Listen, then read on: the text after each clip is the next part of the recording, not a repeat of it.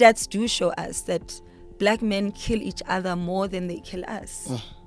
And so violence as a issue, we have to tackle it from all sides, you know. But the policing issue, I mean, we all heard 3 weeks ago with General Mkhwanazi's press conference, and after that, it's been, for the past 3 weeks, it's been seeming as if there's a bit of action that's happening. Yeah. Do you think this is just for now, Nyana, or do you think there's going to be some sort of change right now? What do you think? Yeah, I'm not a securities expert, and the police should work for the people, right? I'm just going to say I was very proud of the general for standing up and choosing, you know, to highlight, you know, an uncomfortable, you know, situation for him, even professionally. DRC, there's been Marikana, there's been Palapala, there's been many commissions. Do you think this one will be different? Do you think something good will come out of this one? You know, you can only hope, and also you can only then support people that are on the ground and dealing with this issue on a day-to-day basis. Are you Eastern Cape people taking care of home like the Limpopoans are? I think so. I hate tribal comparisons. I'm Pan-Africanist, and I don't like those, you know, cultural divides. If we look at history and if we look at colonial conquest and what it did to us, right? We are not tribes.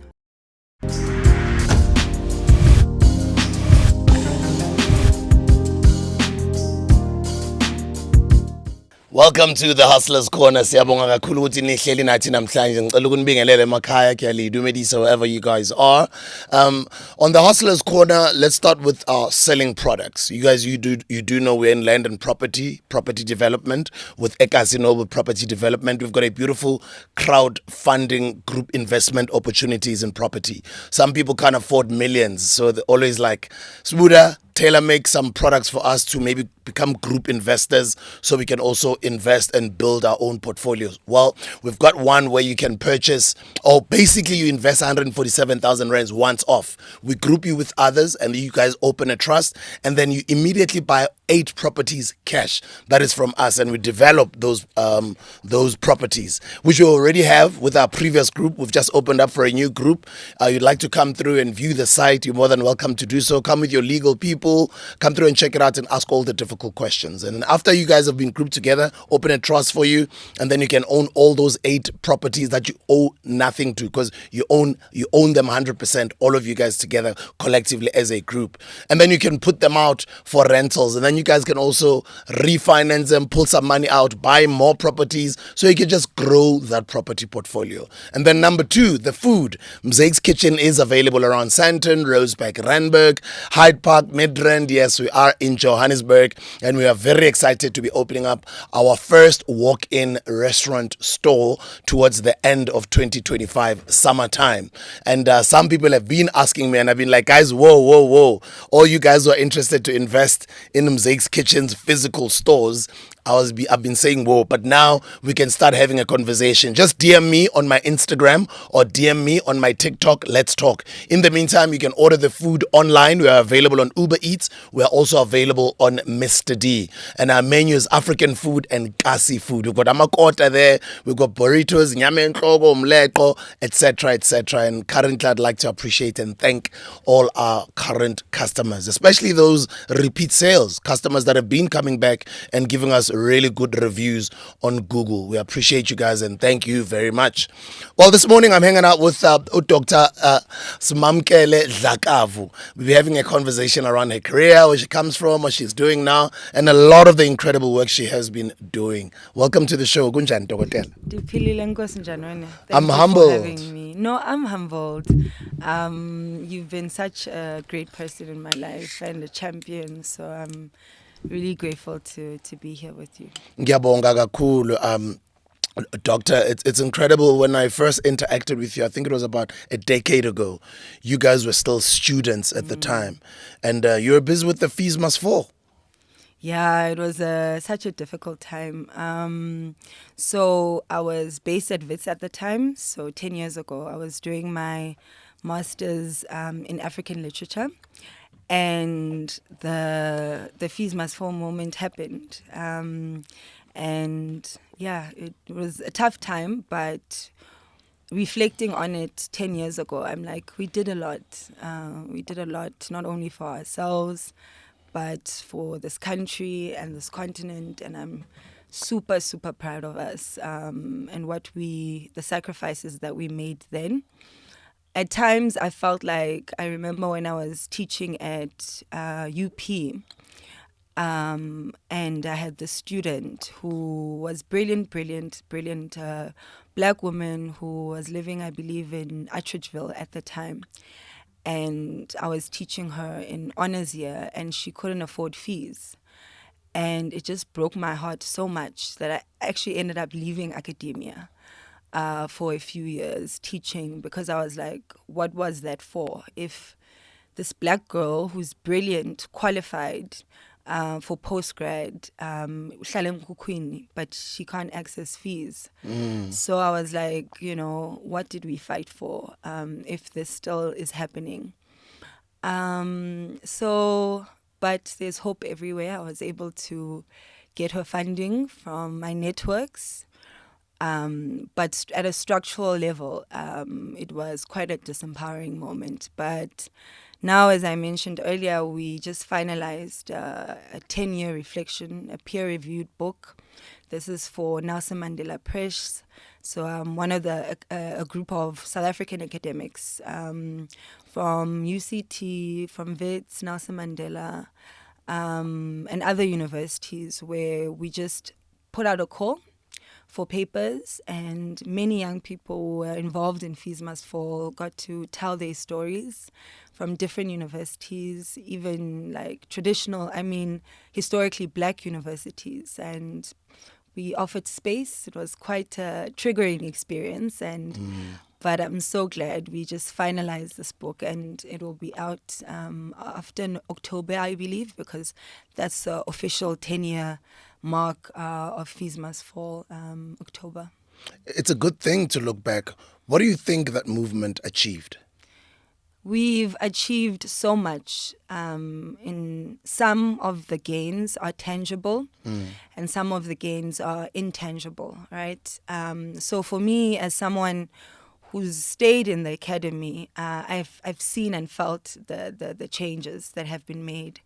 But at times it's difficult for people who have not stayed in the academy to see the significant changes that have taken place. So the first one, I think what we have achieved, but at the time for me, I felt like, and I was reflecting with a friend of mine, how naive we were, in a sense, to believe that we would make fees fall. Like, we genuinely believed in free decolonial education, that we put our bodies on the line. And when they didn't fall, we were so saddened. But we did get the no fee increase. That's what we achieved in union buildings, when the students went and marched to union buildings, and the former president said, no, fees will not be increased for this year. So that was a victory. Because we were protesting against free increments, but we were also protesting for the bigger vision, right, that was promised to us in South Africa, that our parents fought for, right? A dream that was in the Freedom Charter that says the doors of learning shall be opened to all. Although we didn't achieve that, but NAFSIS, looking at the financial commitments. So NAFSIS now was turned to a bursary. So now NAFSIS is a grant. So you don't have to pay it back. Loans, yeah. And wow, that's a big achievement. We changed structures and systems of financing higher education, right? And I remember I was invited on this point about finance. For me, what was healing to me, was invited by the Nelson Mandela Foundation to speak on activism, etc. in 2019, after I'd left Joburg, and I had moved to Makhanda, which is Grahamstown currently, the former Grahamstown. Yeah. And I was teaching there at Rhodes, and they invited me to come back to Joburg and reflect on Fees Must Fall. And I was saying to a friend of mine that I couldn't even set foot at Wits in 2019. It was just that triggering for me, because that's a place where we were brutalized by security forces. So much had happened there. Our comrades, just in jail. But what was healing for me, and at the time, was my sister, my eldest sister, when she was alive. She sadly passed a few years ago. I'm sorry. May her soul rest in peace. Yeah. Indeed. And so my niece was going to apply to university at UWC. And at the time, my sister had left corporate in a sense and went home and to be an entrepreneur. But, entrepreneurship life is... Yeah. Exactly. Roller coaster, yeah. Exactly. Yeah. And so she couldn't afford to send my niece to varsity the following year. And because of that, my niece was able to, because of our victories, my niece and so many other people's children are able to study now NAFSIS for free. When they qualify, obviously, my niece was accepted to UWC, and because of her financial situation, because she met the minimum requirements, was able to get accommodation paid, fees paid. They even had a book allowance for them. They had a meal allowance. And I was like, it just gave me so much perspective, because, at the time I'm like, but we didn't achieve our main goal. But in any struggle, and I think this comes with age, obviously, in any struggle, there are certain victories and also certain concessions. And sometimes, compromises will be made. You might not achieve all of your goals and all of your dreams at the same time. But there are certain victories that you are part of, and you must acknowledge those victories. And secondly, for me, as someone who stayed outside of those financial victories, so I remember actually at UKZN recently, there's a young woman who was graduating, and she said she had a poster saying, "Thank you, NAFSAS," with a big smile on her face. Oh, man. And I'm like, if we didn't fight, how many of those young women and men and boys would have had access to NAFSAS in the ways that they have access to NAFSAS now? And so I was just so grateful seeing that. I don't know her name, but I was like, that picture just made all the difference to me. So that's I think the major victory. But as we were concluding this book, there was a study that my other co-authors brought to my attention, done by the Human Sciences Research Council, I believe. It's like a social surveys that they do in relation to various issues. And they did a survey about the leading social movements in the democratic era and the movements that were the most recognizable. And the leading one was Fees Must Fall. Was a leading social movement that was recognizable according to the survey. And this is beyond equal education, which is a phenomenon social movement here in South Africa, beyond other pivotal social movements. So we achieved, I think, a narrative shift in this country where we were able, these born frees in a sense, born after the transition to democracy, were able to say, no, but actually, are we truly born free when economic freedom, has not been achieved? And when these institutions of higher learning are still deeply racist towards us. And not only in terms of curriculum, what is taught in these universities, but also physically to us. I was speaking to your brother earlier, and we were joking, and I'm like, at UCT, the Roads Must Fall students said we couldn't breathe. And people thought it was just something intangible in a sense. And I'm like, yeah, they were suffocating black students. And I've been able to teach generations now of black students. And I'm like, your experience is so much different to mine. And that experience has shifted because of protest culture, of protest movements, that we dare to do something different. And I'm truly, truly proud of all of us who are a part of Fees Must Fall. I'm actually glad that you guys decided to come together and have a peer-reviewed 10-year type of anniversary book that you guys collectively put your brains together to sort of, write on it or put it together. What is it about? What does it say? Is it out? When is it out? If it's not? Thank you so much. So it's not, the issue with academic publishing, it's a good and bad thing, is that it there has to be multiple steps that you have to take. So academic peer reviewed, right? It has to be affirmed by others in the field, scholars in the field. So we can't publish our opinions as academics. Okay, I understand. You have to back up everything. And I was sharing with you earlier our first peer reviewed book that we did. This one, right? This was, and it's free. So this one you unfortunately have to pay for it.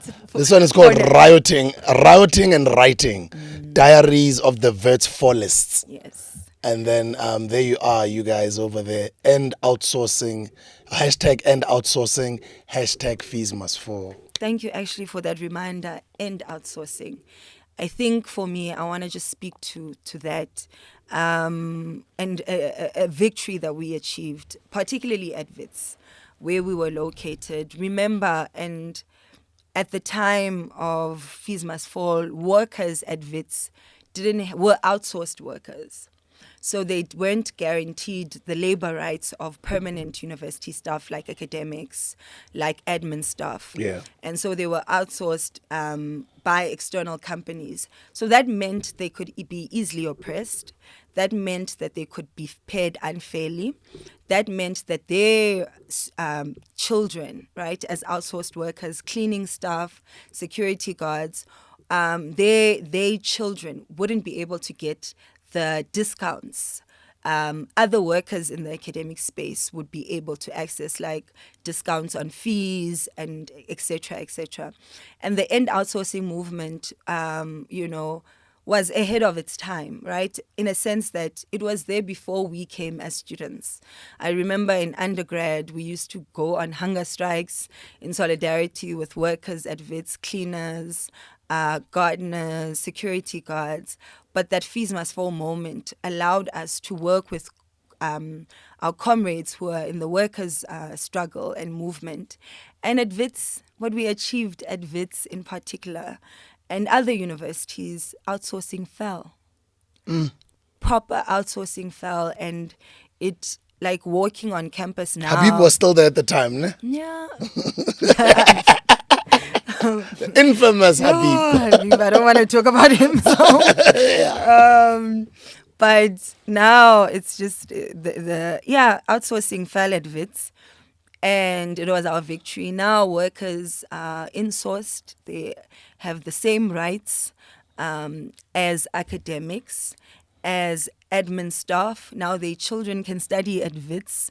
There was a graduation picture of one of the workers who went to the graduation in their workers' uniform. Yeah. They were able to access those benefits of studying at Wits and be able to. And I was like, dude, we did so much. I know we're not supposed to pat ourselves on the back, but as you reflect 10 years on, sometimes the gratification is not instant. But when you look back 10 years later, you're like, actually, guys, we changed the lives of people's families. And outsourcing didn't only then the end of outsourcing wasn't just at Wits. Insourcing happened in other universities in this country, other TVETs, and even in parliament, not in parliament, in local governance. The EFF, which I love and belong to, when they got into power in these municipalities, they made sure that insourcing happened. Even recently, I saw one of the MMCs for the EFF, I think in Tshwane, and they were reflecting on how outsourcing and insourcing struggles were a victory of the fullest. We made sure it became, part of mainstream political consciousness. Yo, this is such a beautiful book. I'm looking forward to And delve it's into free, it. guys. Oh, this one is free? It's free. How do I get it? You can access, if you just Google the title. Yeah. It was done by a progressive center there at Wits. And they just allowed us as young follists to just publish the book. It was ran and is still run. It's actually now ran by a black woman, Dr. Dineo. It's there at Wits. It's called SWAP, Nancy at the end. And It's so SWAP, it's the free. Society Work and Development Institute. Yeah, it's free on their website. Okay, Rioting and Writing, Diaries of the Wits Flawless. Yeah, anyone It says can here, read it. don't shoot us, empower us. Hashtag fees must fall. Hashtag end outsourcing. We wanted to create safer spaces where black women's ideas, political agency, and being would be valued. We started the hashtag Mbokodo Lead on 17th of October 2015, 3 days after the Wits shut down. That's a black woman putting their bodies on the line. Hashtag Occupy Lutuli House. And you guys were brave, yo. I remember because we would come and donate for you guys. As I you say, remember, and the waters we're donating with you guys. We're giving would you guys bring some us food. water. When you guys were marching in Bramfontein, we came. We're like a huge part of what you guys were doing. And it's crazy that it's 10 years ago. It's 10 years ago. Hashtag fees must fall. Black And then my women, 2000s, don't want to protest. they'll protest online. but I don't blame them. I don't blame them at all. They saw us going through the most. But Blade, put your name to good use and cut these fees. Institutional and Blade was structural like, exclusion. students must fall. Yeah, I remember you guys became really angry. They called us the third force. What? Those ones. Yo, I was having a chat about it with Umcebo. He visited us a couple of weeks ago. And we were just reminiscing. And he's also proud of what you guys all achieved. I can't wait to watch the full thing. I didn't know the full podcast was out. Yeah, we did yet. put it out. We put it out last week. Yeah, because I watched a few clips and I was so moved. And I think I tweeted you as well. Yes. I was just so moved by him and acknowledging, our president and CIC, Julius Selo Malema, and how, he was there for us. He, like members of student activists in Fees Must Fall are now in parliament. They're in legislature. Can you imagine, eh? And we were finishing our introductory chapter for this book, that upcoming one on Fees Must Fall, with Mandela Press. And I was just thinking about the number of fallists who are in parliament. And I was thinking, Blade was saying a few years ago, students must fall, but now they are in parliament. Students have risen. They are in parliament now as colleagues, as honorables. Yeah. And for me, EFF, provided that space and that platform for many of these fallists, from TUT, from UP. Naledi was from UP, Vuyani, Wits, Pambo, yes. So many. Abonompendulo. Abo Bonkosi Kanyile, Abo Rorisang Mosele, UCT. So many. Everybody, the whole country. We might not all agree and all, belong to the same party, but, fallists have worked. And we have not stopped, right? Fallists are filmmakers now. Ipupo Likabiko, do you know the band? Ipupo Likabiko. And I was. Are those fallists, some of them? Yeah, Coquettes, or one of the songs actually was made during fallists, the moment. It's called Thixo Khona. And I remember listening to the recorded version years later, and I'm like, oh my gosh. And yeah, they're making music, they're in political office.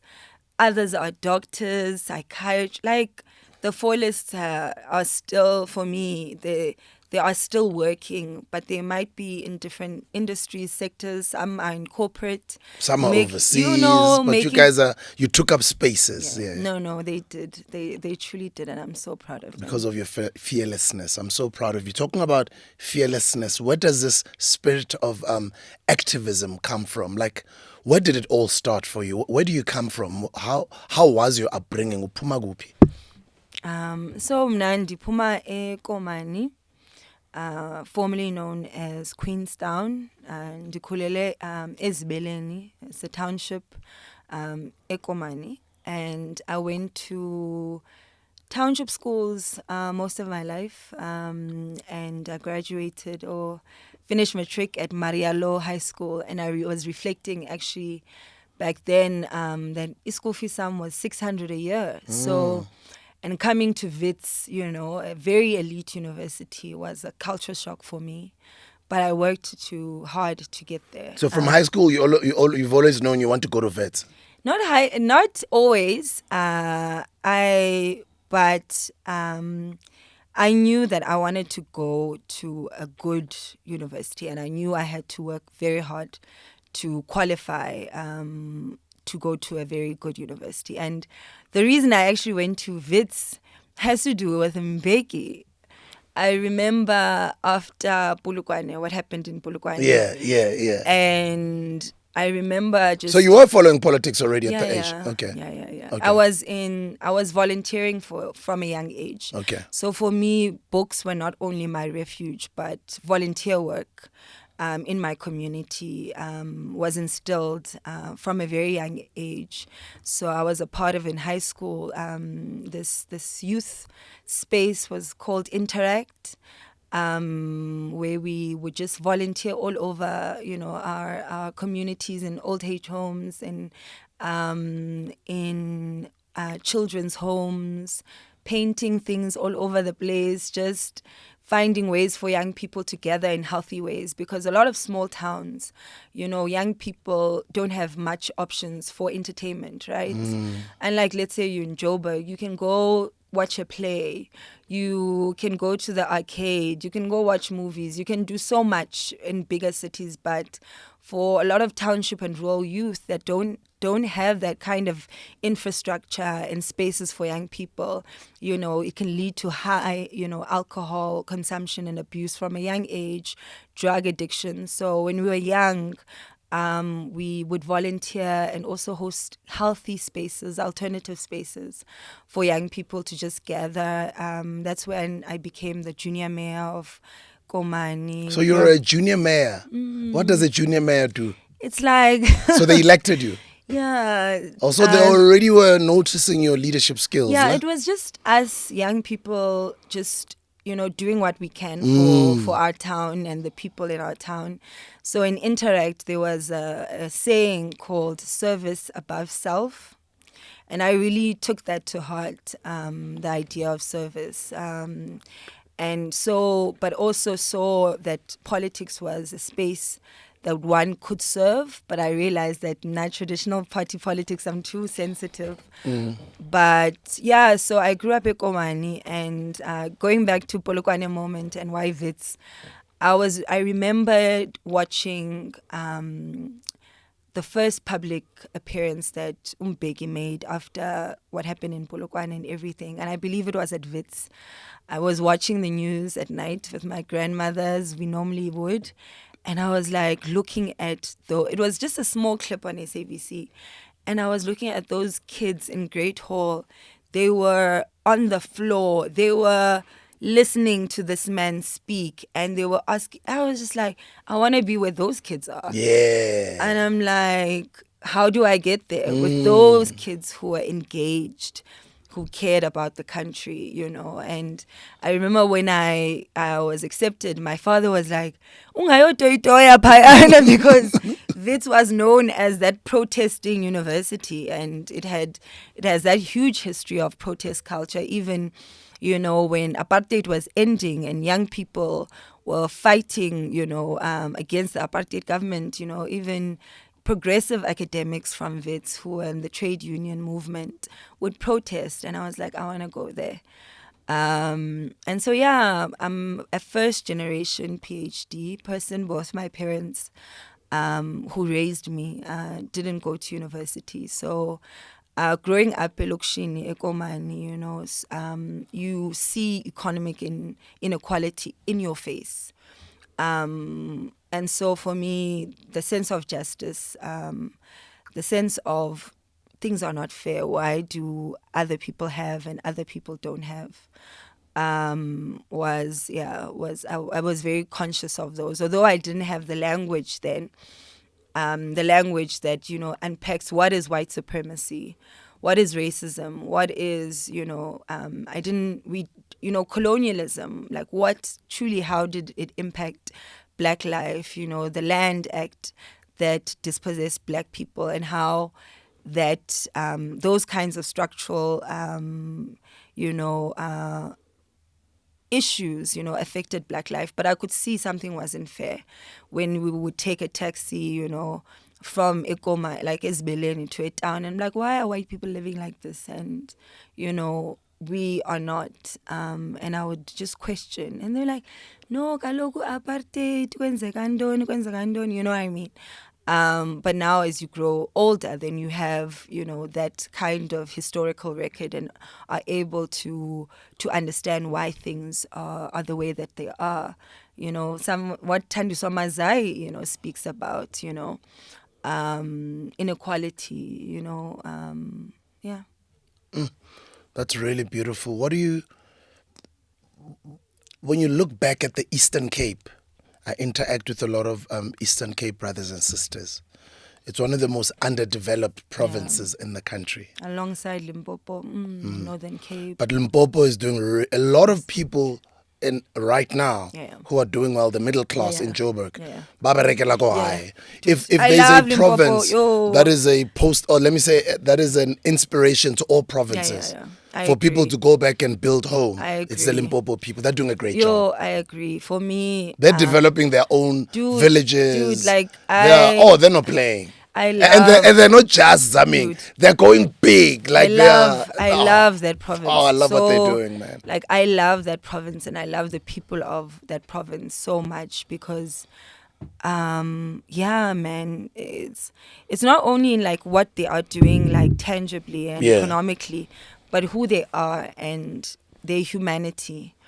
And as someone who grew up in a kind of province that was dominated by, one tribe, right? In a sense, AbaXhosa, right? More than 70-80%. And for me, coming to Joburg allowed me to learn Setswana, to learn Sotho, to Sepedi, to be able to hear and speak it, and also mobilizing with EFF got me to go to Limpopo so many times and just see how special it is and how special its people are.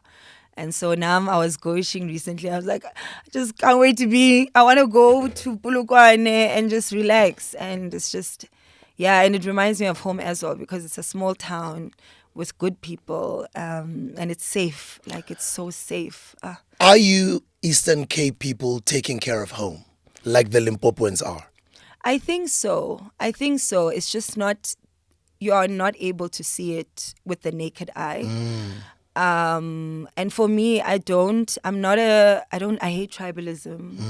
I hate tribal comparisons. I'm Pan-Africanist, and I don't like those, cultural divides. And I think even Xhosa people are saying, you don't claim it in a sense that, okay, because I don't like that, because I'm just like, sometimes if we look at history and if we look at colonial conquest and what it did to us, right? We are not tribes. We need to, I'm not meaning that people shouldn't take pride in their cultural identities and where they come from. but you need to see beyond that. If you look at apartheid, right, as a system, it was a divide and conquer system that put us in our different Bantustans, right? And for me, people like Sobukwe, who were able to see, that divide, that, concrete and thought through divide of Black people, and according to tribes, right? And for me, I'll never forgive the people, for instance, who affirmed those cultural and tribal divides and made us, fight amongst each other in the third force, and glorify Bantustans. And so for me, I think Eastern Cape people are doing their best. Because now I'm able to see it. Me and my family, we built our parents' homes. Nice. We are educating each other's children. It's people, like even young entrepreneurs that I grew up with, such as someone who might be well known, Ayabonga Tawe. We're from the same community, and this is a young man who started businesses, right, and started creating economic interventions that, empower people back home. Teachers young people who've gone to other university to study teaching, but continue to teach at township schools. Doctors, those kinds of stories. So I think people are trying their best. Talking about your history of Fees Must Fall and your passion around education and academia, we've got a brand new Minister of Higher Education, I'm so Mr. proud of him. Butimana. Congratulations. So proud of him. And shout out to the Afro. I saw you with an Afro. Yeah, I'm so proud of him. I'm so proud of him too. So proud of him. And let's get into the conversation about some of the things that are happening in the country, starting with education. So for me, there's so much contestation around education and the Bella, and Bella, what it can do for education, and the DA saying, no, this act will discriminate against Afrikaners, and other progressive political parties saying, no, we need to end this apartheid-style educational divide. The fact that on the table, but just on the side. I just want the camera to capture you properly. Sure. Okay. Yeah. Is this better now? It's fine. It's fine. Eh? Sure. So no, for me, I don't like talking about things that I don't know well. So I'm following the discussions around Bella. For me, I've chosen to, because the thing is, there's a divide, right? There's a difference between basic education and higher education. Yeah. And it operates differently. And for me, just speaking about higher education, I feel that, and I still do feel like fees should fall in institutions of higher learning, particularly. And someone, my fellow editor for the book, remember the survey that I was telling you about, said that the participants in the survey were asked a question about, should higher education be free? And majority of them said yes. And he said that if there was a referendum today in South Africa, most people would say fees must fall.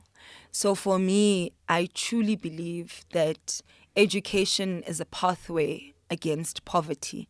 For me, education in my family, all my brothers and sisters, like I said, my parents, weren't afforded higher education because they grew up in apartheid South Africa. My dad is in his 80s, my mom is in her 70s. And so we, my siblings and I, all of them, went to university.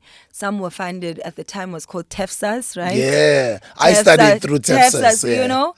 And I studied through NEFSAS. I got NEFSAS in second year. And NAFSIS was completely a game changer for me because I was able to stay inside campus. I stayed at Jubilee Hall, down the road at Wits. I was able to have my meals covered. I didn't have to think about it. So I could then focus on my academics well, because I wasn't worried about like my fees, whether I would be academically or financially excluded. I wasn't worried about, my accommodation and meals. I wasn't worried about those things because of NAFSIS, right? And it then allowed me to excel academically. It allowed me to have space to volunteer and travel the world and this continent because of educational opportunities that I was offered, and volunteering spaces that were opened up for me. But when a young person is hungry at university, when a young person doesn't know where they're going to sleep, how are they able to focus on their studies? And so for me, I to answer your question, I just feel fees must fall, honestly, guys. Yeah. If you had three things that you had to advise our brand new incoming Minister of Higher Education, Buti Manamela, what would those three things be? I think he knows. For me, I've been watching Honorable Buti for many years, and Same here for many years. Incredible gentleman. Yeah, and I also, said this on my LinkedIn when the news was made, and I was like, this man has served as a deputy for over 8 years in higher education. And he's an activist, he's part of the economic freedom generation that ensured that economic freedom became a policy agenda, in the ANC as young activists. He's from the Communist League, right? So he does have that sense of awareness of socialism and socialist principles. So I don't think I could advise him to say anything new. I think he knows that fees must fall. But when you are working in politics and when you have to, make sure that various interests, are taken care of, his constituency, as a member of the ANC, he knows what his constituency has to say, right? I'm sure he's been and works in townships and rural areas and hears the stories of young people who can't access education. And so I think I'm just hoping that we will reintroduce, and he will work to reintroduce some of the debates that and some of the solutions proposed by our generation around the economic need, for us to make education equal for all of us. And yeah, so one for me, that it would be that. Two would be, I loved it so much. So a few weeks ago, I think he wrote an article for the Daily Maverick, Honorable, and he was speaking about the xenophobia, that is starting to take shape in institutions of higher learning. And he was, correcting, incorrect statements that said other Africans from this continent are dominating our institutions of higher learning, which is not the case. Statistically, it's not the case. So the global right, is gaining steam. And, unprogressive forces are trying to divide and conquer us once more. And so for me, and as a South African woman working in higher education with fellow brothers and sisters from the African continent, I fear for them. People who have contributed to this country, who have contributed to our careers. I feel that the rise of xenophobia again, is going to target them. But also I would advise him to, not that he's not doing that, take seriously the development of Black academics, young Black academics. And to make sure that institutions such as the National Research Foundation, which sets our national research agenda in higher education, that institution is protected, because we saw Moscow State capture how institutions that are meant to be for this country and meant for the people can be, used for material gain, for personal gain of comrades. And so we must protect institutions such as NRF, National Research Foundation.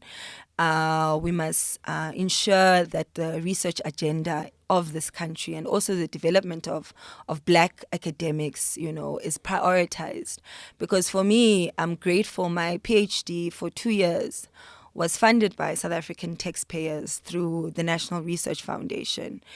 And even now, I have a postdoc at Nelson Mandela Foundation, and it's funded by the National Research Foundation. And there are administrative issues internally, but also there are stories of hope in our government-funded and supported institutions. And I just hope that the Honourable will, take seriously sustaining these institutions. How was your PhD experience? Was it worth it? I wished it was tough, particularly with the topic that I chose to do, and the PhD is available for anyone. Oh, is it out? Yeah, anyone who wants to read it. I forgot to send you the link. Yeah. I'll put it on we'll put it on the description, guys. Just click on it. Yeah. Okay. So the PhD title is called "Fighting Against Erasure: The 1 in 9 Campaign and Feminist Movement Building Against Sexual Violence." And so for me, as you can see from the topic, I'm dealing with sexual violence in my PhD.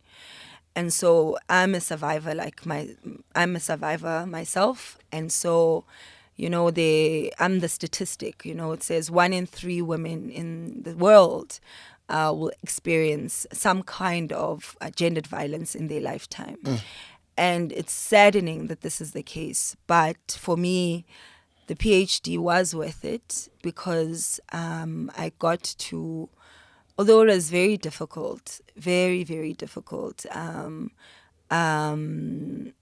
I got to do what I aim to do, and that is research on sexual violence, as well as ways to support movements and feminist movements that are working to end GBV, because I don't speak of GBV with a sense of helplessness. I believe in the principle of don't agonize, organize, because I've been embedded in movements. And so for me, I focused on a social movement organization called the 1 in 9 campaign. The 1 in 9 campaign was started based on a statistic back then, 2006, 2005, that said only 1 out of 9 women reported a case of sexual violence to the police. Only 1 in 9. 1 in 9. Yeah. Sure. And what does that say about our society then? That only 1 out of 9 women who experienced gendered violence report. It means that our courts and our police stations are not safe for them, or they feel that it's not an option for them. And so this organization was started in support of the woman, Fezekile Kuzwayo, who was given the name Kwezi in protection of her identity at the time of the rape trial against Jacob Zuma. And so this organization was formed to say, I support this woman. This woman chose to speak up. This woman chose to report this case, and we support her. And so for me, I remember watching that trial as a young kid in Ekomani and seeing all that was happening and just feeling sorry for this young woman. And I didn't know her. I didn't know what was happening, but I would see how she was ushered in and out of that courtroom. And then, having my own experiences of violence and mobilizing with women who supported her, like Sipho Mtati, like Kwezilom Sombatazayo, women who also helped me to deal with my own trauma and supported me, and other young women in university campuses that had also experienced some kind of sexual violence violation. And so for me, my PhD was a kind of a labor of love to this movement, to this young woman, to say, I not only believed you when I held up the card at the IEC announcements when Jacob Zuma was speaking during the televised election results. I not only believed you then, but I still believe you now. And so that's why I did the PhD, to say, I believe you. I believe survivors of sexual violence in this country. And we honor you. We thank you for your labor. We thank you for your activism. And the book that you're carrying right now, the book chapter, is about the gains that we made as feminists. The road to the National Strategic Plan on Gender-Based Violence and Femicide in South Africa, the impact of African feminist direct action and protest. Can you, SIMAMKELE DLAKAVU. Thank you. Can you kindly read that first line, that poem? I don't want to die with my hands up or legs open. This quotes Putuma, ne? Colleague. Oh yeah, it's written Putuma here. Yeah, I choose to begin this chapter with a poem in the epigraph by one of South Africa's most noteworthy young African feminist poets and activists, Koleka Putuma. Her words have been plastered on posters and t-shirts during the country's most recent and prominent anti-gender-based violence marches and protests. The poem speaks to the cry of many South African women who realize that being raped or dying at the hands of a man is not just a possibility, but a matter of time, judging by our rape and femicide statistics. Sure. Yeah, I don't want to die. Please, say the poem again. I don't want to die with my hands up or legs open. So dying was, so many people died, right?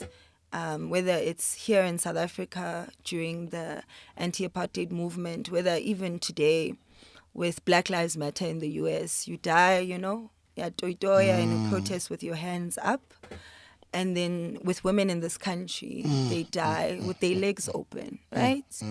Nino Boysan, Uinen, Khwetyane. And so for me, you know, but like I said, I don't want to, you know, speak about GBV through a space of hopelessness. We are organizing, right? And that's why I'm very politically active, because we organize and not just agonize. And so the total shutdown movement happened, and Ramaphosa was the first president of this democratic era that said GBV and femicide are pandemics.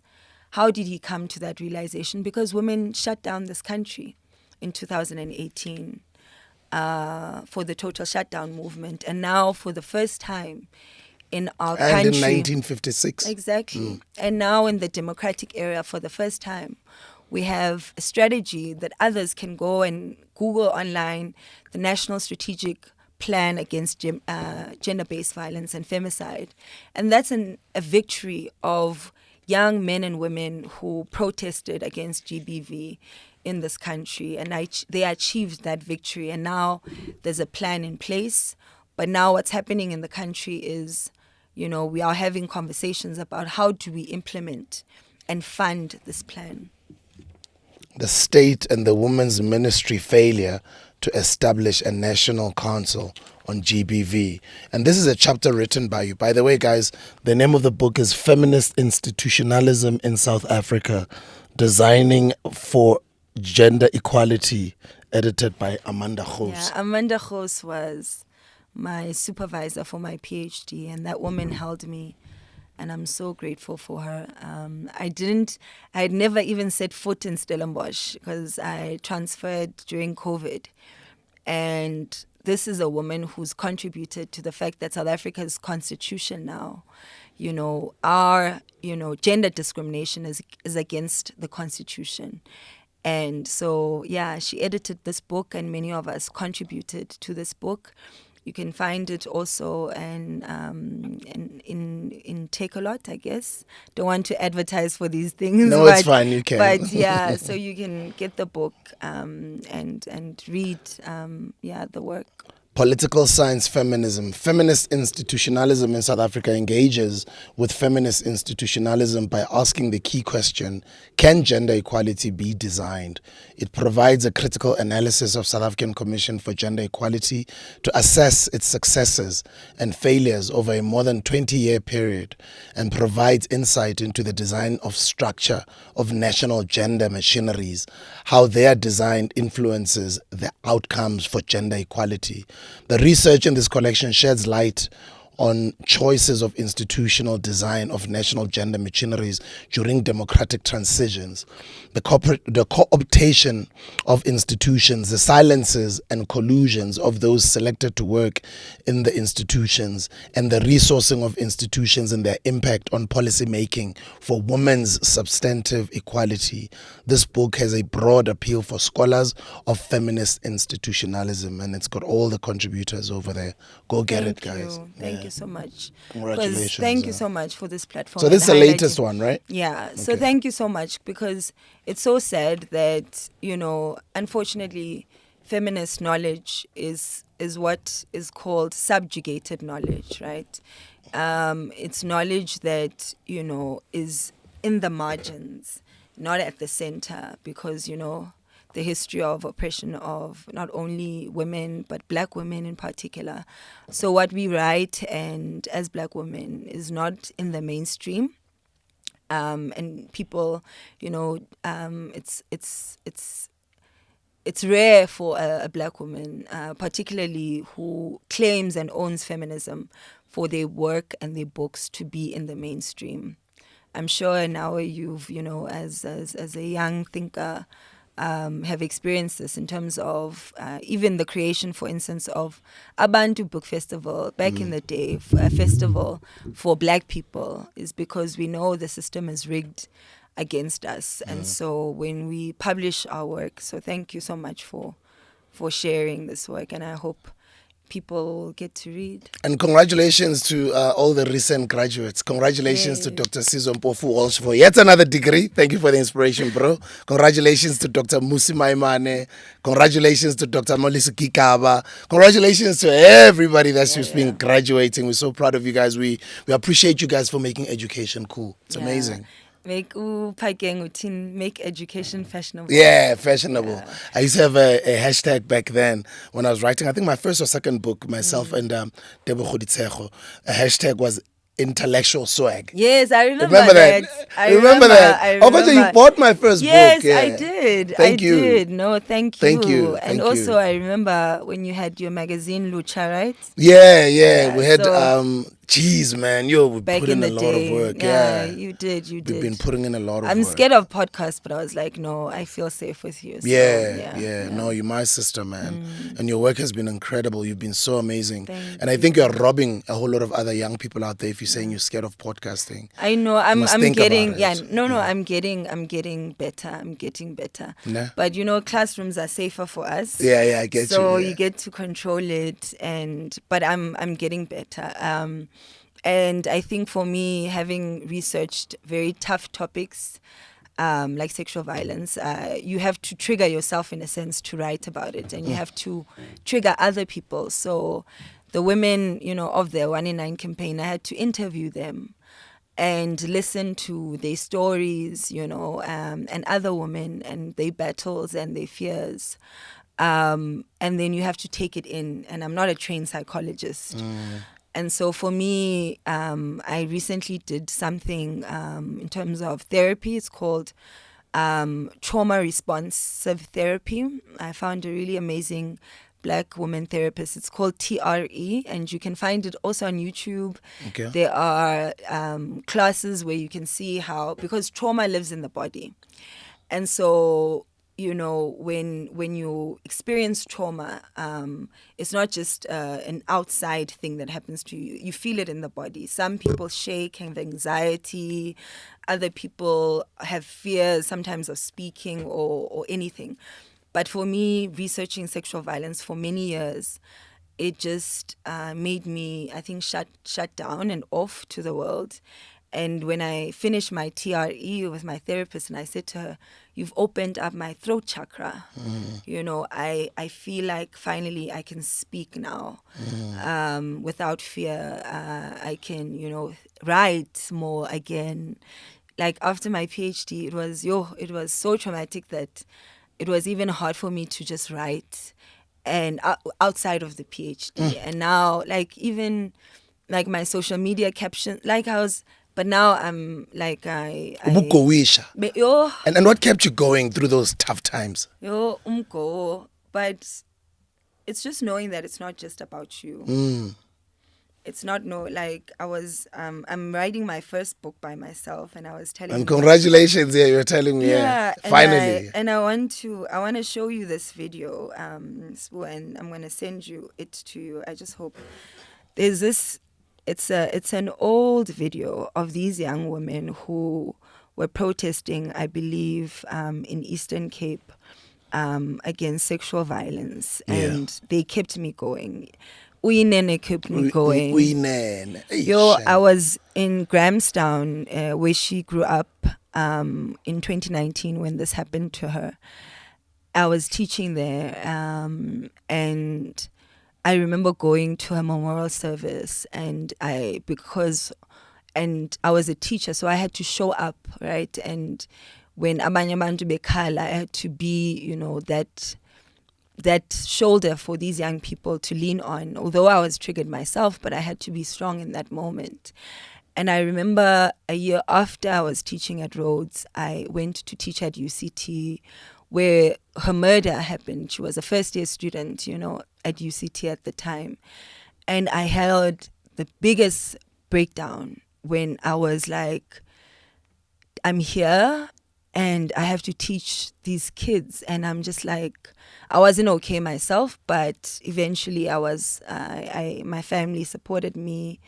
The department supported me. And then I was able to teach, and, you know, in a way that held, you know, the students. But I wanted to show you, it's an old video, just to answer, you know, the question you said, what kept you going? Yeah. And this video, I wanna find it so much, because I was showing it to my publisher, and she was, you know, taken aback by it as well, and she had remembered it. And while you're looking for the video and talking about your publisher, off air, you're telling me that you're currently negotiating your contracts with your book, etc. One of the things, what advice that I can give you, being on my fourth book, would be the long-term in perpetuity ownership of your book, of your intellectual property. Definitely. Have maybe some sort of a cut-off line. Yeah. Your agreement can probably, maybe let's say, even if it goes on for 10 years, and then after 10 years, 100% of the IP goes to your family or your trust or your legacy, or whatever you want to call it, your estate, right? It's very important. Please go negotiate that. No, thank you. Some publishers are open to say, okay, maybe we'll exploit for the first 5 years or first 7 years, and then afterwards it's 100% yours. Because right now in the beginning, when you're starting, it's like even with a musical works like an album, you don't have the money, you just have the creativity. They've got the experience, the resources, and the money. And because they're putting in so much, whatever deals that you guys make, usually sometimes they end up owning it for a little bit longer than they should. Like even with standard recording industry laws, even overseas globally, the record label is supposed to own the musical works for, I think, a maximum of 33 years, if 25 or 33 years. And then afterwards, it's meant to go back to the artist fully and 100%. And for musicians that are watching this as well, if maybe you're an old school Kwaito artist, or maybe one of your dads or your parents were musicians back in the day, there is a law that still allows you as a family to go back and claim your grandfather's musical works if it was more than 33 years ago. Yeah, there's laws like that. That's amazing. But obviously get professionals to advise you. No, but also thank you for that. Thank you so much, because that's what I'm thinking about now. Because with us as academics, for instance, when we publish peer-reviewed works, it's hard for the author to receive any like monetary benefit at all. But I've chosen to publish in academic spaces only because there's a societal wider benefit, right? Because, like I said, that book is free for people, the first book, for people to read, because my PhD is free for people to read. My master's on EFF and gender is free for people to read, because there is a net, there's a greater, cause. And I believe that education is a public value. But now, thank you so much. But I'm an adult now with bills. And I'm like, so thank you for that advice. I'm definitely on that intellectual property. And I found the video. You found the video, no? Let me see it. It's this one.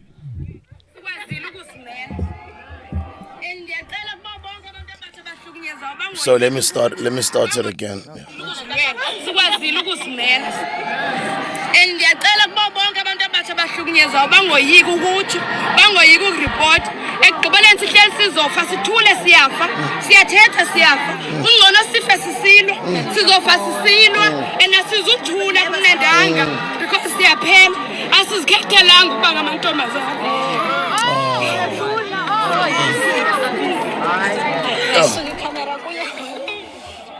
Some of us are fathers of girl children. So, this hits home. Yeah. So for me, that's what kept me going. I have young nieces, I have young nephews, because GBV and violence affect all of us, Although the perpetrators, we know who they are, but at the same time, it's a larger societal issue. So that's what get me going through Mko, and that young woman. I remember I was goishing when I saw that video, and I posted it. And even Uinene, so I had to keep going, because it wasn't for me. Like, even now, I haven't gotten used to being called doctor, because it wasn't about that for me. It wasn't because it had to have public value. For a greater cause, and then you decided to grow with your activism, and you joined the EFF. You gladly said it earlier on that you're a Pan-Africanist. Right now in the country, we're going through a lot of issues where South Africans are very angry with a lot of our other African brothers and sisters in different sectors, feeling like they're either taking their jobs. And there's just also been a huge talk around EFF dropping a little bit to about 9%. And people are saying the biggest issue is because of the immigration issue. And I'd like to hear your take on that. And so for me, I think you have to listen to everybody, whether you agree with them or not, especially, as a leader of, whether it's a party or a leader in government, you have to, hence, right, our parliamentarians have to do these constituency visits, right? They have to visit schools, they have to visit clinics to see how things are working. So if a community, for instance, says this is happening, this is how we feel, I think, there should be a space given, to those individuals. For instance, I had a conversation with my friend, who, I won't mention her name, but one of my best friends. She lives in Eastern Cape now, and she went to TUT. And lived in Pretoria and Sunnyside, near Sunnyside. And she was just telling me about her experience as a young woman walking those streets of Sunnyside. And for me, I had a different experience. I lived at res at Wits, right? Protected by the walls of the institution. Right? And so even the sexual harassment that I experienced was minor to her as a student from TUT living in CBD in Pretoria. And she would tell me that there are Nigerian men who would whistle at her, make her feel unsafe. And I'm sure we remember those videos of those young men who were in that club, who were tortured. Zanzo, ne? That's the name of the club, ne? Yeah. So those experiences are valid. We do have a deep, deep security issue in this country. in relation to our borders. And even EFF has highlighted that recently. Leanne Mateis, the current DSG of EFF, who I love very much, and a member of parliament, was saying that, we need to protect, our borders. We need to, and that is a state issue. It's not, you can't blame EFF for the not protecting our borders, because the EFF is not in power to enforce border control.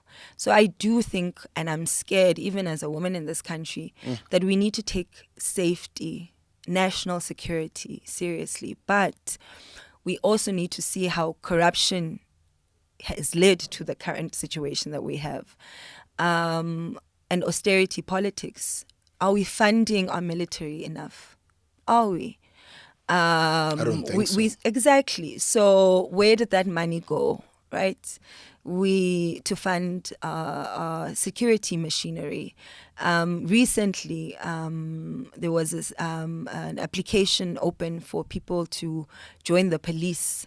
Only a few thousand posts were available.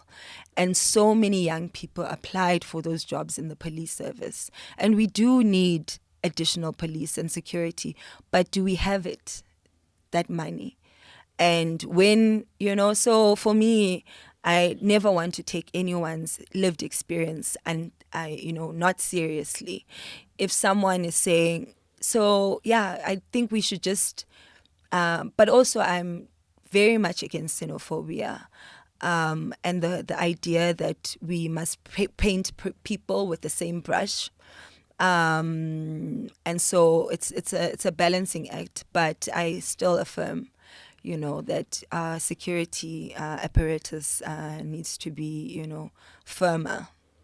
Talking about the policing issue, I mean, we all heard 3 weeks ago with General Mkhwanazi's press conference, and after that, it's been, for the past 3 weeks, it's been seeming as if there's a bit of action that's happening. Yeah. Do you think this is just for now, Nyana, or do you think there's going to be some sort of change right now? What do you think? Yeah, I'm not a securities expert, and for me, like I said, because it also affects your gender-based issue and does. Every other issue. Yeah. Because police stations, police communities all over the country. Exactly, and the police should work for the people, right? And for me, I was very proud of the general for standing up and choosing, to highlight, an uncomfortable, situation for him, even professionally. Risking his life. Risking his life. And his livelihood. And I'm just so proud of him, and I thank him. Like many people, I think, in this country who have, I just also want to say, in my own capacity, thank you to him. There's been the TRC, there's been Marikana, there's been Palapala, there's been many commissions. Do you think this one will be different? Do you think something good will come out of this one? You can only hope, and also you can only then support people that are on the ground and dealing with this issue on a day-to-day basis. For me, I've really been proud of EFF's interventions in this matter, in committee meetings, for instance. An EFF leader, I forget his name, Eugene, the former musician. Oh, Eugene Mtetwa. Yes, I'm sorry to him. He was saying, Mkhwanazi is us, we are Mkhwanazi. I heard him, and so for me, I'm just, looking and watching and trying to see, what ways we can, support, but we can just hope and mobilize. And if the streets demand us to go and protest in solidarity, we will go and protest in solidarity with him. Healthcare? Healthcare, for me, healthcare is the greatest injustice of this country. And I want to just highlight something. For me, even when I teach young people in classrooms, I think I use the treatment action campaign as a case study. You obviously, Swu, your adulthood was during the HIV/AIDS pandemic. Yeah. So you saw the destruction of life. Yeah. A lot of people I knew that we buried, including my role model, one of the people that helped put me on radio, Kabzela, Isaac Fanakaba, may so rest in peace. Yes. And many others. We were burying people almost every weekend, Dude. I also lost family, but I was a kid, right? But when it comes to healthcare... We can't talk about that without even paying homage to Nkosi Johnson. Of course. Yeah, his spirit lives on, Of course. And a lot of good work was done by organizations like Abo Love Life. Exactly. Remember, Soul even City. TV programs, Abo Soul City. And we don't have that programming anymore. And for me, that speaks to the funding question again. So, and I was thinking, like, even just watching on social media, conversation about HIV and AIDS, like, and then people are saying, these young people are not scared of AIDS. Like, they are, and I'm just like, with us, that thing was ingrained in us because everywhere we went, right, the messaging was there, right? Which was it? The acronym abstain, condomize. All of those things were ingrained deeply in us. And for me, it's just so, like, even the COVID pandemic, it was very sad. And it's so sad to me how people in South Africa easily forget, right? And people stole money that was meant for COVID communication. People that now have come back to parliament are parliamentarians with no accountability. ANC MPs. One is now again in parliament. She was fired for her role in the scandal, Digital Vibes and all that happened. But today she's an MP still, right? So money that was meant for health education, was meant for the COVID, was stolen.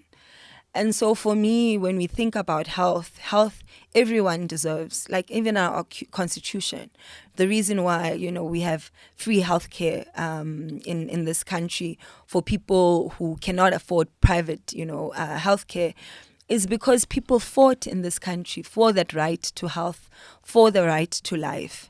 And it just saddens me when our public hospitals, are dilapidated. What happened in Tembisa Hospital during COVID and the deaths that took place, against people who tried to be whistleblowers against that. So for me, yes, the right to life, the right to health is enshrined in our constitution. But are our leaders, taking care, of that right? Are they ensuring that clinics, have the right infrastructure, public hospitals have the right infrastructure and the necessary capacities in terms of doctors? We saw young doctors protesting recently in our country because they didn't have jobs. When we need doctors, how doesn't our country have enough money to employ these young doctors? Why are doctors at home and not working in our hospitals? Corruption has something to do with that. Talking about corruption, economic freedom in our lifetime. That is your slogan for your political party, the EFF. And well, I don't want to talk on behalf of the EFF. I'm not a holder of any power. I've never been elected, but I'm just an ordinary member and supporter of the party. Although I was a senior researcher for the first parliament where EFF was gotten into power. So. Yeah, and I was a volunteer for many years. I just want to make that it's important. I've never held any election. I don't like elections. I don't like being, elected into anything. But I'm just, a supporter and you're an activist. I'm an activist. I hear you. Economic freedom in our lifetime. We've just reached a stage of coalition politics in South Africa, starting with right now, obviously, the current one being the GNU. The future of South African politics. For me,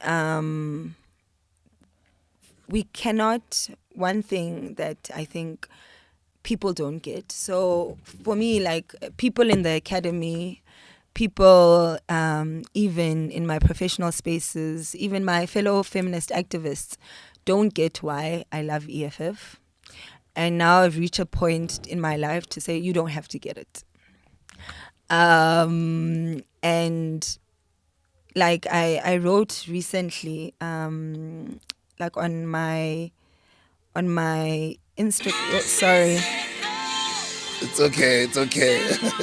I went to, just on the question of EFF and economic freedom. I recently went to Ghana at a social movement, Baraza, and spoke there where hundreds of young people gathered from all over the continent, gathered in Ghana, activists for land, activists for the environment, from all over the continent, activists who are called terrorists in their countries right now. One of the young men I was on a panel with, Boniface, has been leading protests in Kenya and is now arrested as we speak by Ruto's government, and has been called a terrorist when he's been a consistent activist for people's rights in Kenya. And I send my solidarity to him and all young people in Kenya who are being brutalized for standing up against an oppressive government and system that is entrenching economic inequality. So I'm bringing this thing up about Ghana in light of the EFF, because for me, that trip to Ghana was a sense of awakening for me about EFF's impact in the continent. I remember there was a joke that CIC made, I think a few years ago. He was like, when he goes to the rest of the continent, they treat him like Jackson. Yes! Yeah, I remember. Dude, that... And for me, you know, as I was invited in that conference as my capacity where I was working at one of these business schools. Well, I'm still associated with them, but part-time in South Africa, and there was a center there on philanthropy. So we were there trying to discuss African philanthropy and what we can do as people in the academy and as people in philanthropic institutions to support social movements. Because if we look at the right to health, has been a social movement. The fight against racial oppression or apartheid of any kind has been people mobilized in social movements or political movements. Even us, right, to have a weekend for yourself as a person, to have maternity leave, to have UIF, to have all of these basic rights is because of the labor and trade union movement, you know. So I believe in the power of social movement. And going to Ghana in this capacity, I've been traveling around the world, the continent fairly a lot, but I hadn't traveled the continent from and gone to a movement space strictly with activists in a long time. Because it's academic conferences or, you know, those like bougie kinds of spaces. But now I was with young activists who were inspired by EFF all over, who were wearing red berets, like protesting in Ghana, risking their lives in different parts of this continent. And including Boniface who's now the young man I was talking about, was like, what's happening? He was concerned about EFF and what had happened post-elections and, you know, some of the divisions. And it got me thinking, and I was like, guys, EFF is not only a hope for us, it's the hope for young people in this continent. And I reached out to so many people in the EFF because I was not well. Well, imagine watching your comrades, like these young people I was just in a conference with, getting beaten up. I was, you know, sending DMs to these activists in Kenya. I was like, come to Joburg. Like, come, like, this is a refuge. Come here. Like, we'll take care of you. How? I don't know. But I was just so deeply touched by what happened. And after that, experience in in Ghana, and it was in April, this recent, and coming back to the country and seeing what these young activists have been doing all over this continent. I had to publicly thank President Malema.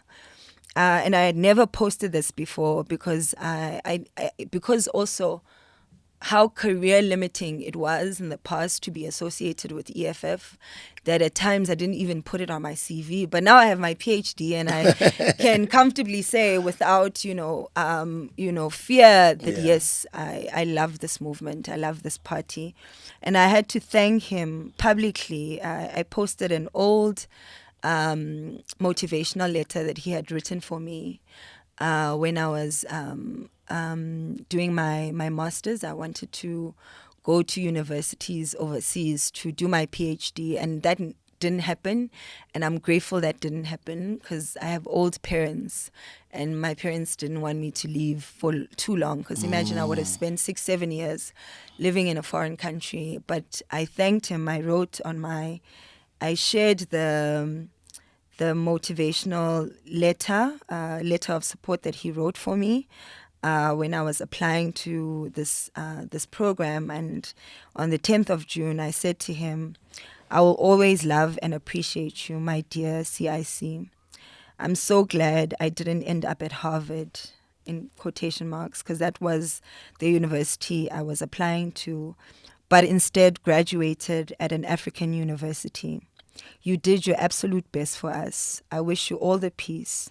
I pray that God blesses you and protects you, my dear President. Yes, I am emotional and crying because of God's grace, economic freedom in our lifetime, because I had to thank him, especially after that protest. I mean, that conference in Ghana, and seeing, that EFF was not only the hope for us, as young South Africans, but for young people across this continent who are being oppressed and called terrorists by their governments. And I also, had to thank him, because now I'm still dealing with it, this elite percentage of people with PhDs. And now I'm earning, for the money that I'm just like, guys, why? It's like inequality. I'm dealing with an existential crisis. And although I do, share, I've always shared whatever I've made with people. And, I've donated even like the little that I had in the past to the EFF, in some way or another. And for me, I was like, now I'm in the space of privilege. Like, it's the second year of this PhD, and now I'm seeing the doors open. I'm seeing the hard work pay off, and I'm like, it's not enough to have me, one individual. We need to fight for, the collective justice. The idea I saw, there's a book, actually. I went to the bookstore recently. There's a book by this Johan, I don't know how to explain this, Afrikaner name sometimes, although I did study Afrikaans at school. Yeah, let me but see. Pronunciation. Oh, Our Long Walk to Economic Freedom, Why We Live Better Than Our Ancestors, by Johan Fourie. So this is an academic I haven't read his book, but I bought his book. Yeah. Called Our Long Work to Economic Freedom. And I looked at this book and I was like, why is economic freedom not in quotes? Because the idea of economic freedom comes from your generation. Yeah. It comes from in the ANC, right? It comes from Malema, Shivambu. It comes from, Mbalula and all of Buti and all of these young, older men now, they're older than me. Yeah. And women in the ANC Youth League who were, expelled from the Youth League and for pushing the idea to say, no, 1994, didn't change much. It changed. I don't believe that 1994 changed focal. I don't believe that. It changed a lot. But there's still so much that needs to be done. Land needs to be returned to us. Beyond land, we need reparations, in fact. that can pay for the clinics that need to be built, the schools that need to be built. We need an injection. Debt, we've inherited as a country debt from the apartheid government, that we're still servicing. I was watching a seminar that took place yesterday about South Africa's role in the G20. And a young man from Zim spoke about how more than 20 countries in this continent are still servicing colonial debt, and they're paying more out of their budgets, national budgets, to servicing this debt than they are paying to education, to healthcare. And so much has to happen in this country. And for me, I'm grateful. And that's why for me, I don't enter, the fights of these Grootmans in a sense. Yeah. Because they were brothers, and tomorrow they might come together and when I was Osheka Uteni, right? And so for me, these brothers, I don't know what happened, but I'm grateful for them for the idea of economic freedom, because they made sure that the concept of economic freedom became mainstream politics in this country. That's incredible, and I'm sure that's why you also decided to not only practice but to also be an entrepreneur. Maybe as we're closing the conversation, we can touch a little bit of a bit about what you do in your business. Yeah. So I started an impact advisory firm this year because I was teaching at I can mention now because it's done. I taught at Wits Business School this year, and it was such an difficult transition to make because I had never taught at a business school, but I think I did a good job. We got a good external evaluator, and our students, said good things about our course and how we taught them, and I was able to even, because I was teaching an older crowd. They are professionals and leading professionals in their fields. I was teaching African philanthropy. And these, and they had not been, in academia for a long time. So a lot of them struggled with, the difference and transition to writing for an academic audience, academic writing, because it's completely different. Writing for yourself or writing a report at work is very different to academic writing. And so I was grateful that I got to teach these amazing older people how to write. And one even got an A after one of our sessions. And so it was a fulfilling experience, but also quite challenging because I had to rise to the occasion, right? And one thing, it inspired me as well, for instance, to start my own business because I had been, and start my own NGO and around mental health. And so it's called DLAKAVU Impact Strategies. And it's about evidence-based solutions to social issues because, even issues like GBV, and that's what I argue in that book, is that solutions are there. There are women's movements, research centers who have shown us what we need to do to end GBV in this country. But unfortunately, those in power do not listen and read this evidence and research. And so for me, as a researcher, it's an advisory firm to businesses, to the state, to NGOs, to other, spaces of action and impact who want to make a difference but don't know how. So I bring in the evidence to show and the solutions because I have worked for international NGOs, I've worked for international corporations in various capacities. And so now I was like, I'm teaching students, young students who have multiple businesses. I was like, I might know more than them in terms of this field, but what have I built?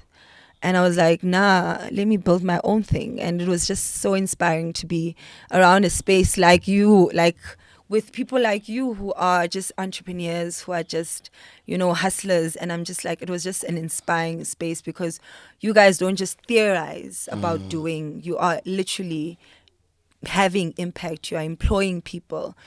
And so many young people are unemployed in this country. And I was like, if I can do one little thing to hire one person, then I would have made a difference. Because for me, class is at the center. Whether a person eats, that's why I'll always be loyal to socialism. Because if a person can't eat, they can't go to school. They can't, it's, class, guys, class is at the center. Economic freedom is at the center. And now I want to be able to, to be a part of, the ecosystem that you are a part of and have created, of just creating jobs, creating opportunities, making impact. Yeah. Wow. So many other things that I wanted to talk about, but there's not enough time. I'd love for us to have another rehash episode. It will be really beautiful. Congratulations on everything. I'm so proud of you. So proud of you. Ngiyabonga. So proud of you. Ngiyabonga. Thank And you. I can't wait to read your book. When is it coming out? Hopefully in the next year. Okay. Yeah. Okay. I hope so. Do you have a title for it yet? No, and Not yet, I okay. hope I'll come back and we can have an open. Maybe you can facilitate one of the launches. Whatever. Yeah. Because there will be a section where it speaks to, black men and black masculinities and ways in which black women and black men can work better together in this fight. Like you said, you have a daughter. You are in this fight, but And I was saying now I'm working more with other young black men in the academy, and I'm like, we cannot work in isolation. We cannot work in silos. This is a collective issue. And stats do show us that black men kill each other more than they kill us. And so violence as a issue, we have to tackle it from all sides, yeah. Amazing. Mine is called Born for Purpose. Love it. Born for Purpose by Usibusiso Lyope Kankosi. Love it. Burn for purpose. Yeah. So. Magwande, thank you for the spirits. Abantu abadala who've been listening to us. Thank you so much for your time, guys. We appreciate you. Dr. SIMAMKELE DLAKAVU. Her book is coming out next year. Go follow her on all her social media platforms. Academic, activist, incredible sister. Very proud of her. Your last words to our young audiences over there on that camera. No, thank you, first of all, for having me. And I just want to say to young people is please stay in school. I know it's very difficult and it's easier to choose a path, where money comes instantly. But please make use of all these opportunities, NAFSA, scholarships, while we wait for fees to fall. Try and, stay in school. I say this to my nephew all the time. He's studying fine arts at Wits. And I know he makes money on the side doing, his art stuff. But please stay at school, guys. Please. And the last one is you. Almost 20 years from today, you'll probably be 50. Yeah. Almost 20 years from today, what would you like to say to Dr. SIMAMKELE DLAKAVU? Maybe sitting there with your kids, maybe with some grandkids. No, for me. So you're speaking to an older version of yourself now. I would say stay true. Don't sell out. Stay true, don't sell out. The concept of selling out, guys, I hate it so much. Why? There's so many sellouts, guys. We were even sold out during Fees Must Fall. So some people sold out. Many people sold out. Usisintsiki Mazwai says, you were not black conscious. You were just broke. No, Tina, we were black conscious and rich. I'm talking about the sellouts. The sellouts. They were just broke. They were not black conscious. Hey, guys, in the beginning, it was about the people, but hey, the stomach politics came knocking. I don't want to go. That's another conversation. Thank you, Doctor. Thank you, Booty. Yes, you've gotten used to the doctor title. I'm not yet. There? Yeah, because it's so funny at work. The young kids call me Dr. Sima. So I'm like, Sima is fine, but I get it. Even with me, like black academics, for me, I always call them Prof and Doc. Yeah. Because in academia, sometimes they, take for granted the labor of, those who come before us, right? they delegitimize their scholarship and their qualifications. So I always call them Doc and Prof Na. But now I get the young kids wanting to say Dr. Sima, but I'm like, you don't have to say DLAKAVU. You can call me Dr. Sima. It's fine if you want to call me that. Last one as we go. Can you please give me, please give our audiences or recommend 5 books? Okay. The first one I'm reading right now, and the author is coming here in Joburg soon. Okay. Her name, and she cites my PhD, and I'm so grateful. And you'll see the bookmarks. I'm like reading it so slowly, and it's also available in South African bookstores. So this one is called African Feminists Praxis by Jessica Horn.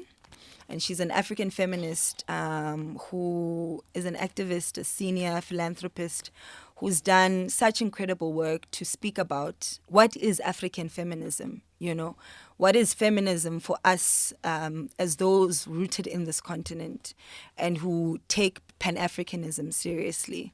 So she details the huge history of African women in this continent, making sure that liberation happens. So this is the first book. The second book I would recommend is Steve Biko, I Write What I Like. Very, very foundational text. The third book I would recommend is Rape, A South African Nightmare by Phumla Dinewoqola, my professor, who's my host at Nelson Mandela University. And the title speaks for itself. That book. The fourth book I think I'd recommend is Advocate Tembeka Ngugaitobi's book, The Land is Ours. Yeah. Yes. And the fifth book I would recommend is by, I think, for me, Karl Marx, any of his works, because class is central. Yeah. Comrades, we cannot divorce ourselves from the question of the economy and class, Yeah. Even EFF, it's Marxist-Leninist, the reason we don't have our land, the reasons we don't have jobs, the reasons we can't afford, taxi fare, it's a class question, electricity. So, read Marx, comrades. So can one of you guys just write in the description, in that order, all those 5 books, and then I'll pin it at the top of the comment section. Thank you so much for your time, guys. Thank you, Dr. SIMAMKELE DLAKAVU. Thank you, Thank you, guys. Love you. See you in the next video.